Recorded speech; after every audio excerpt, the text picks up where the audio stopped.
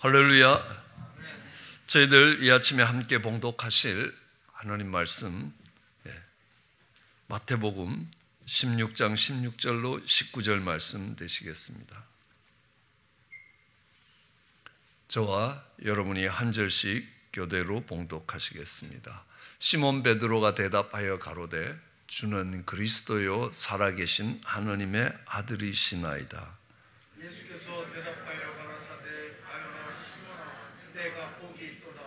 이를 내게 알게 한 이는 혈육이 아니요 하늘에 계신 내 아버지이시니라.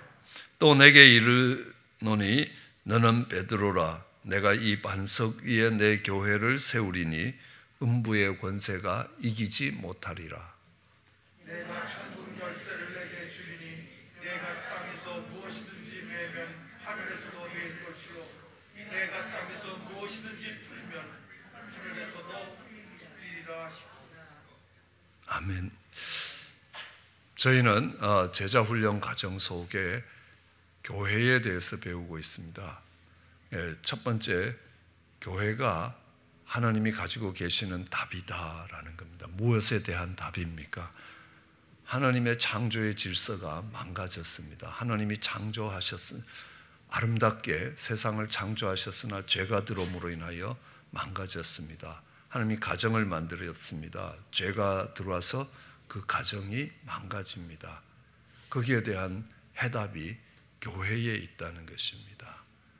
왜냐하면 그 교회는 예수 그리스도의 몸이고 그 교회는 하나님의 집이고 그 교회는 정말 성령의 전이기 때문에 그렇습니다. 교회를 통해서 하나님이 회복을 이루어 가신다. 예루살렘의 형통을 사랑하라는 겁니다. 예루살렘을 사랑하는 자들에게 하나님이 축복하실 것이라, 복이 그들을 통해 흘러갈 것이라 라고 말씀하고 계시는 겁니다. 그래서 하나님은 이 창조의 질서를 회복하는데 교회를 사용하고 계시다는 겁니다.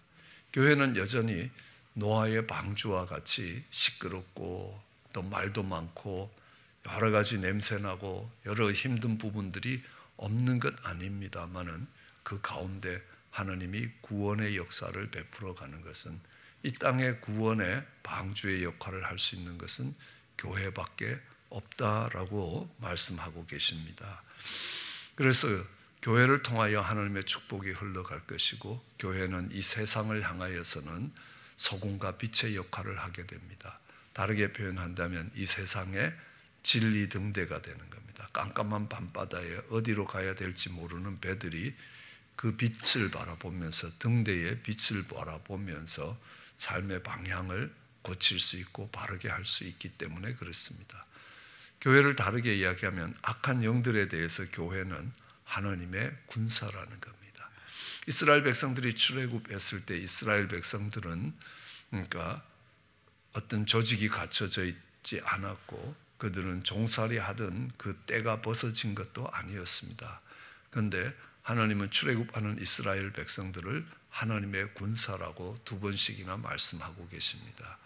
악한 영들에 대해서 싸울 수 있는 하나님의 군사들이 교회라. 교회라는 건 거룩으로 성도로 부르심을 입은 자들과 또 주의 이름을 부르는 자들이라고 정의 내려져 있습니다. 그 교회가 아버지의 집이면서 예수님의 몸이요 신부요 또한 성령의 전이요 진리 등대요 또한 하나님의 군사라는 겁니다. 어떤 교회가 교회다운 교회인가?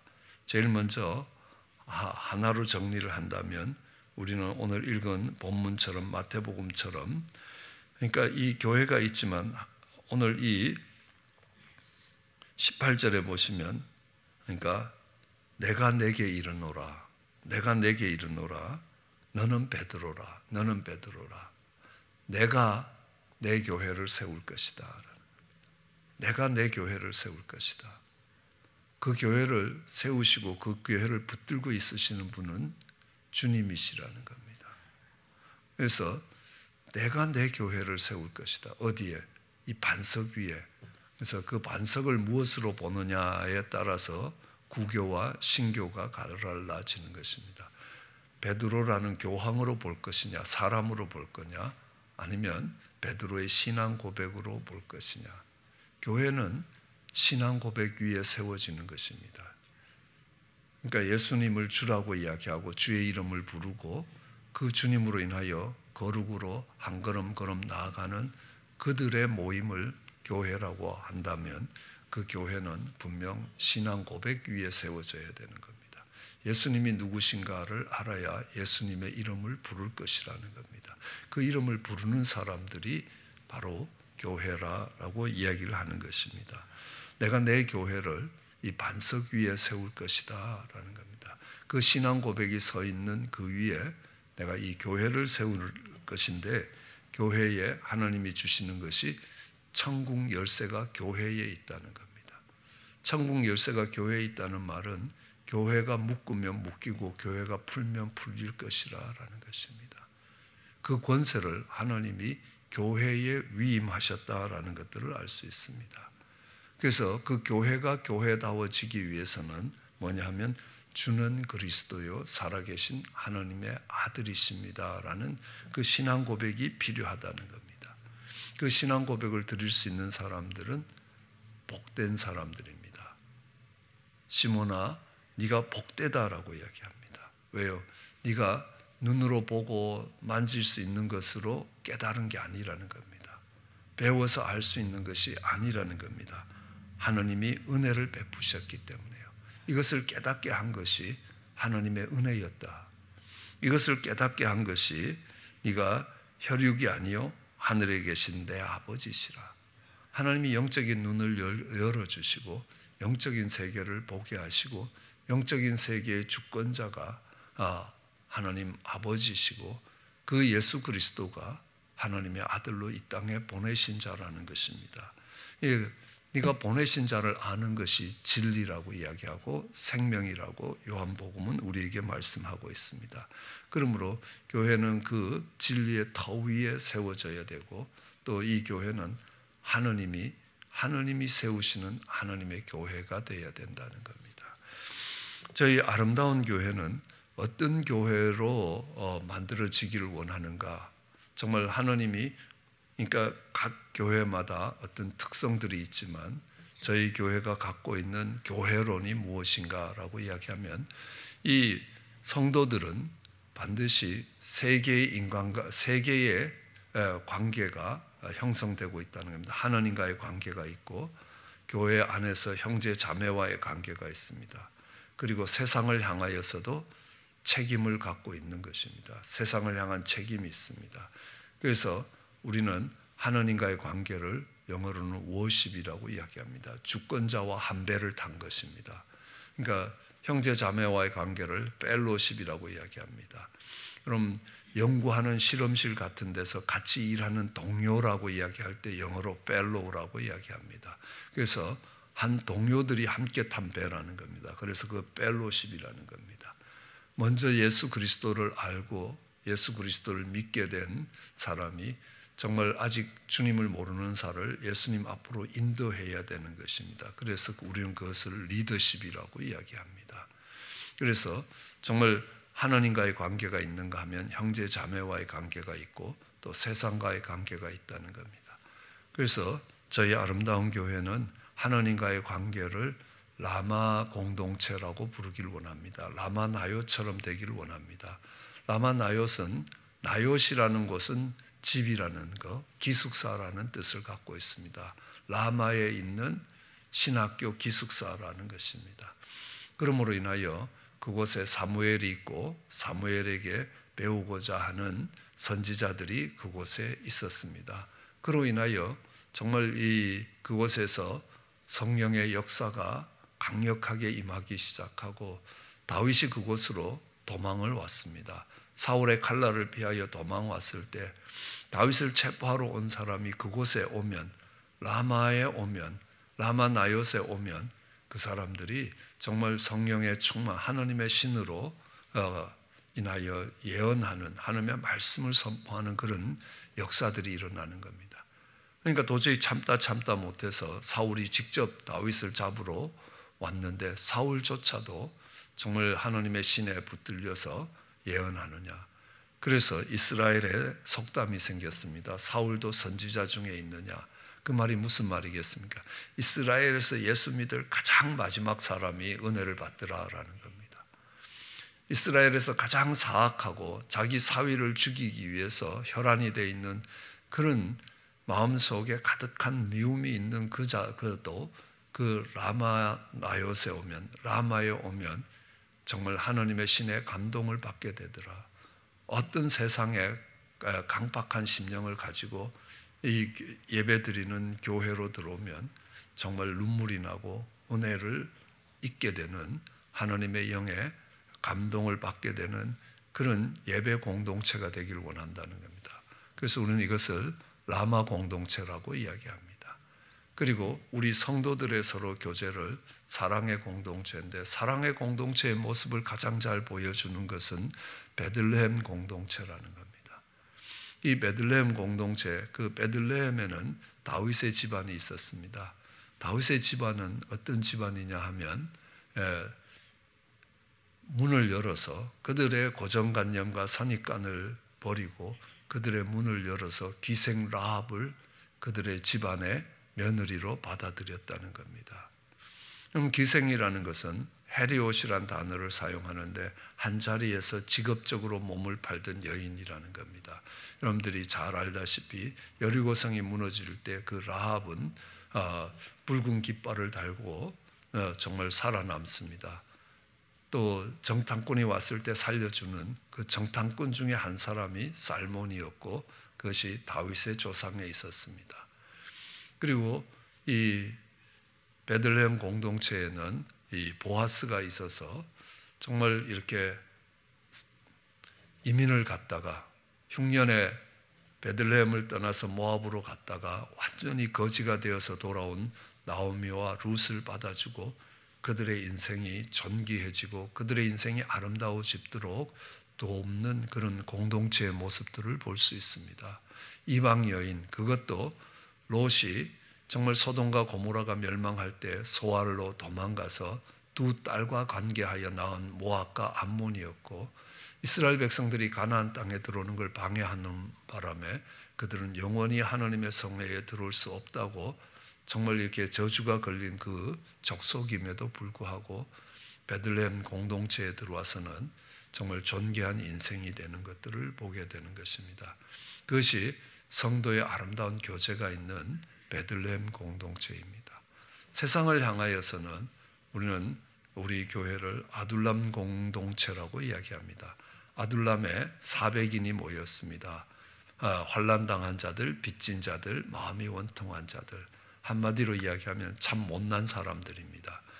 그런 사람들이 모여서 다윗의 왕국을 시작하는데 한 번도 전쟁에 지지 않고 단에서부터 부엘세바까지 유브라데 하수에서 지중해까지를 정복해냅니다.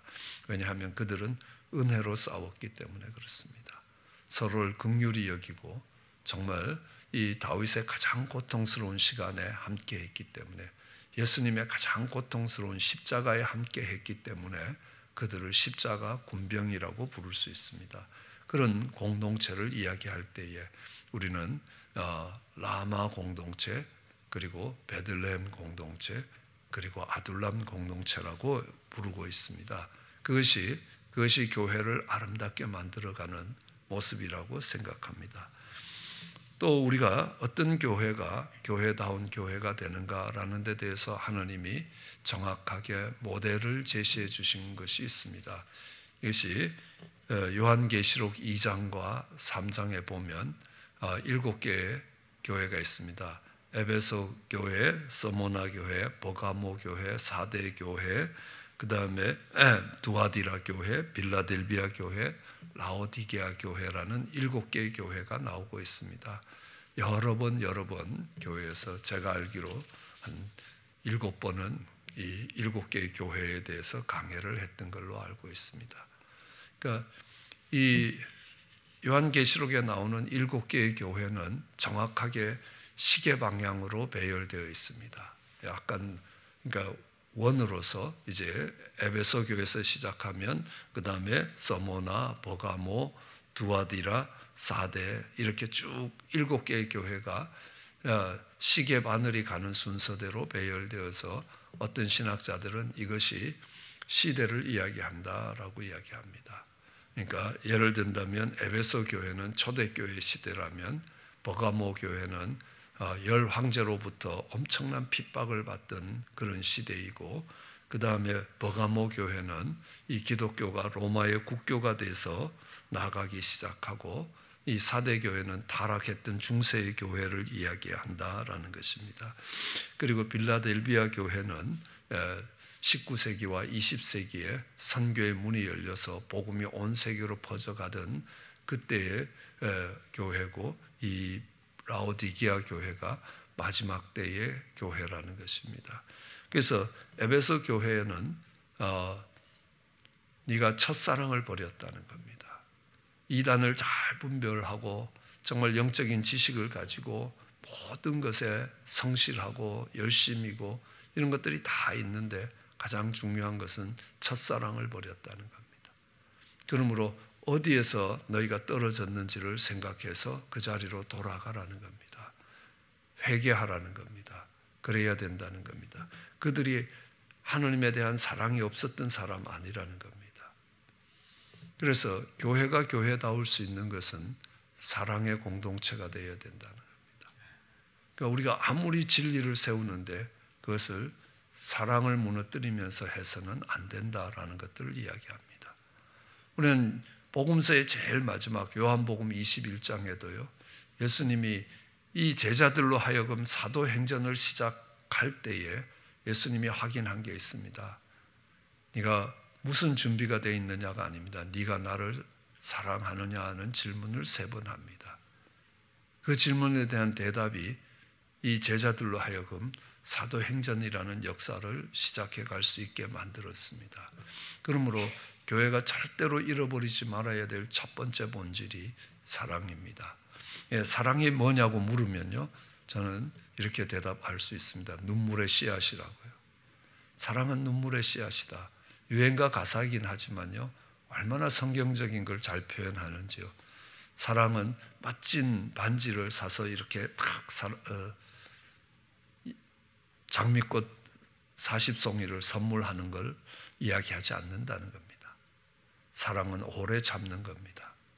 사랑은 자기의 유익을 굳지 않는 겁니다. 사랑은 무례히 행치 않는 겁니다. 내가 사랑은 대부분이 무엇인가를 하지 않는 것입니다. 온유함이라는 것은 힘을 갖고 있지만 힘을 함부로 쓰지 않는 상태를, 야생말에 자갈을 물린 상태를 온유라고 이야기합니다. 그렇다면 그것도 힘을 함부로 쓰지 않는 것을 온유라고 합니다.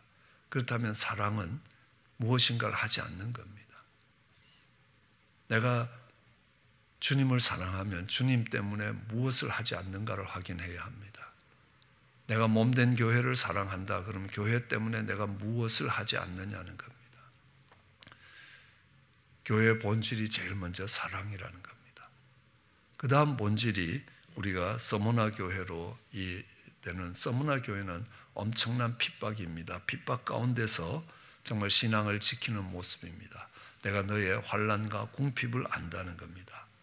네가 정말 가난한 것처럼 보이지만 실상은 부유한 교회라는 겁니다.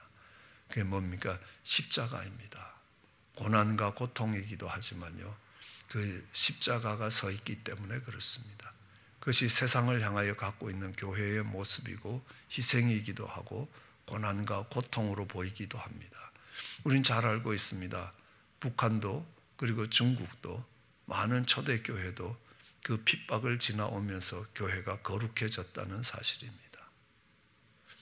그 뒤에 버가모 교회입니다. 그것은 그 가운데 발람의 교훈을 지키는 사람들이 있다. 세상의 풍요를 쫓아가는 것들을 이야기합니다. 내가 하나님의 선지자고 하나님의 사람이라고 하면서도, 그러니까 세상을 바라보고 세상의 부를 위하여 하나님의 말씀을 굽히는 그런 모습을 발람의 교훈이라고 이야기합니다. 그러니까 내가 세상의 즐거움과 하나님이 주시는 영적인 축복을 같이 받겠다라는 사람들입니다. 이단 중에 있는 구원파가 그렇습니다. 내가 한번 구원받았기 때문에 내가 이 세상에서 어떻게 살더라도 그것은 내 구원에 상관이 없다라고 이야기를 합니다. 그걸 니골라당의 교훈이라고 이야기하기도 하고 발람의 교훈이라고도 이야기하고 오늘날 가장 대표적인 것이 구원파라는 겁니다. 그렇기 때문에 삶을 함부로 살아가는 연예인들이 모든 연예인은 아니지만 그들이 가장 선호하는 교회가 구원파 교회가 되는 것도 그렇습니다. 내가 이 타락한 삶 속에서 내 구원하고는 상관이 없다는 것입니다. 이 버가모 교회는 버가모라는 것은 이중교훈이라는 뜻을 갖고 있습니다. 한편에는 진리가 높이 들리지만 한편에는 타락한 탑이 같이 세워지는 것들을 이야기합니다. 그래서 그러니까 우리는 하나님의 말씀이 진리됨을 버리면 하나님의 말씀의 진리됨을 버리면 교회가 교회다워지지 않는다는 것들을 알 수 있습니다. 오늘날 동성연애에 대한 교훈들이 이 갈등들이 많이 있는 것들을 알고 있습니다. 성경은 이렇게 이야기합니다. 동성연애는 죄라는 겁니다. 그러므로 우리는 동성연애에 빠진 사람을 죄인으로 다루어야 합니다. 우리는 예수님을 알지 못하는 사람들이 죄인이라는 겁니다. 그러나 동성연애가 오늘날 사회의 문제가 되는 것은 우리의 히브리서를 보면 알고 있습니다. 히브리서는 우리가 죄인을 바라볼 때에 죄인을 자비와 긍휼로 바라봐야 된다는 겁니다. 그것도 거듭거듭 개가 토한 것을 다시 먹듯이 거듭거듭 죄악에 빠지는 사람들에게까지도 하나님의 긍휼과 자비가 따라가고 있다는 겁니다.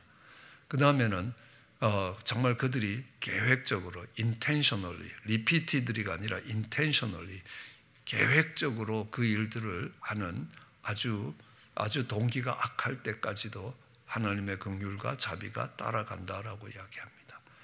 그러나 그것을 publicly 내가 하는 것이 자랑스럽고 다른 사람도 그렇게 하도록 강요를 하는 것들이 되면 그 다음에는 돌아올 수 없는 강을 건넜다라고 이야기합니다. 예를 든다면 그렇습니다. 내가 은행을 털어서 강도짓을 했다. 배가 고파서 어쩔 수 없이 했다라고 할 때 긍휼이 따라갑니다. 당연히 다시 계획을 세워서 다시 했다. 여전히 하나님의 긍휼이 따라간다는 겁니다. 그러나 강도질하는 게 좋은 거니까 앞으로 우리는 그렇게 해서 살아가자라고 한다면 그것은 아니라는 겁니다. 그것은 삶의 방식이 아니라는 겁니다. 그래서 우리는 repeatedly 그리고 그 다음에 intentionally까지 하나님의 긍휼이 따라가지만 이 publicly 이것을 할 때는 더 이상 하나님의 긍휼이 거기에 머무르지 않는다라는 것들을 알 수 있습니다. 버가모 교회가 진리를 굽혔던 것들을 볼 수 있습니다. 그리고 그 다음에 두아디라 교회입니다. 그들은 이세벨을 용납했다는 겁니다. 다르게 이야기하면 타락했다는 말입니다. 거룩을 무너뜨렸다라는 이야기를 합니다. 그러니까 이 성도로 부르심을 입었습니다. 거룩으로 나아가는 길입니다. 그 거룩이 무너질 때 교회는 교회다울 수가 없다라는 겁니다. 사랑과 십자가 그리고 진리와 거룩이 서 있으면 그 교회에는 반드시 생명의 역사가 일어나는 것입니다. 그러니까 생명의 역사가 그러니까 사대 교회를 일컬어서 내가 살았다 하는 이름을 가졌으나 죽은 자라는 겁니다. 교회가 재정도 인원도 많지만 그 속에 변화되는 역사, 그러니까 성도들의 삶이 변화되면서 점점 더 거룩에 나아가고 정말 이 구원받는 사람들의 수들이 더해지지 않는다면 그 교회는 죽었다라고 이야기하는 겁니다. 살아있는 것처럼 보이지만 죽었다는 겁니다. 여러분 사라의 태가 죽었다는 말이 무슨 말입니까? 썩어 없어졌다는 말은 아니지 않습니까? 더 이상 재생산이 안 된다는 겁니다. 리프로덕션 메커니즘이 스탑 됐을 때 죽었다라고 이야기합니다. 아브라함의 몸이 이미 죽은 것 같았다라는 겁니다. 재생산을 하기 어려워지는 자리에 갔다라고 이야기합니다. 생명력이라는 것은 다시 재생산 구조를 가지고 있다라고 이야기합니다. 저는 맥도날드나 이런 비즈니스들을 유심히 살펴볼 기회가 있었습니다. 만일의 교회가 맥도날드처럼 재생산을 했다면 아마 수세기 전에 이 교회는 온 세계를 덮었을 것입니다. 햄버거 하나를 팔면서 거대한 햄버거 가게를 세운 것이 아니라 그들은 똑같은 햄버거 가게를 계속 만들어 나갔습니다. 불과 반세기가 지나기 전에 이 맥도날드 햄버거 가게는 온 세계를 덮었습니다. 교회는 한 맥도날드 가게보다 훨씬 더 많은 리소스와 인력 자원과 여러 물질적 자원을 갖고 있습니다. 만일에 교회가 그런 재생산 구조를 갖고 있었다면 아마 교회의 역사는 달라졌을 것이라고 생각합니다. 어쨌든 생명을 잃은 교회를 4대 교회라고 이야기합니다. 빌라델비아 교회를 향하여 주님이 이야기하십니다. 내가 내 앞에 열린 문을 두었다는 겁니다. 교회의 문이 세상을 향하여 열려 있지 않으면, 고립되어 있다면 이것은 교회로 사명이 감당되고 있지 않다는 것입니다. 그래서 우리는 가까운 곳에 복음을 전하는 것을 전도라고 이야기합니다. 우리는 문화권을 뛰어넘어서 가는 복음의 확산을 선교라고 이야기합니다. 이 선교와 전도의 문이 열려 있지 않으면 그것은 죽은 문이라는 겁니다. 우리는 샘물이 계속 흘러나갈 때 맑은 물이 계속 솟아나서 그 샘물을 통하여 목마름을 해결할 수 있습니다. 만일에 샘물이 고여 있다면 그 고인 물은 머지않아 썩어버리게 될 것입니다. 교회 논리도 동일하게 될 것입니다. 그러니까 우리는 그것들을, 그러니까 하나님이 주신 복을 나누어 줄수록 하나님이 채우시는 속도가 빨라질 것이라고 확신합니다. 주님이 아브라함에게 이야기했습니다. 내가 너에게 복을 주는데 그 대신, 그러니까 천하 만민이 너를 인하여 복을 받을 수 있게 하라는 것입니다. 하나님이 그 복이 흘러가도록 하기 위해서 그들을 축복하셨다는 사실입니다. 그렇지만 그것이 그들 속에 고여 있으면 그 고인물은 그것이 재산이 되는 것이 아니라 언제나 썩어서 악취가 되는 것입니다. 결국은 버려지게 되는 것들을 이야기합니다. 마지막 시대를 이야기하는 라오디게아의 교회입니다.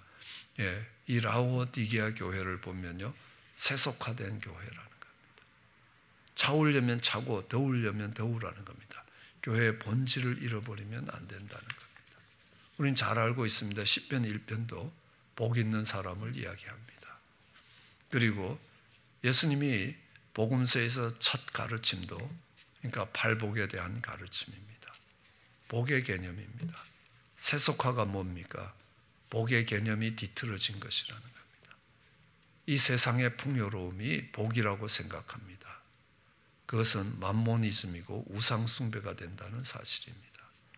복은 하느님이시라는 겁니다. 그래서 정말 여호와의 율법을 즐거워하여 주야로 묵상하는 것이 복이라고 이야기합니다. 내가 마음이 가난해서 하나님을 찾을 수밖에 없는 것이 복이라는 것입니다. 그래서 복의 개념이 변질되면서 교회가 본질을 잃어버리면 라오디게아 교회처럼 된다는 사실입니다. 그러므로 교회가 교회다워지기 위해서 사랑의 공동체로, 사랑을 바탕으로 세워져야 되는 겁니다. 그곳에는 십자가가 세워져 있어야 된다는 사실입니다.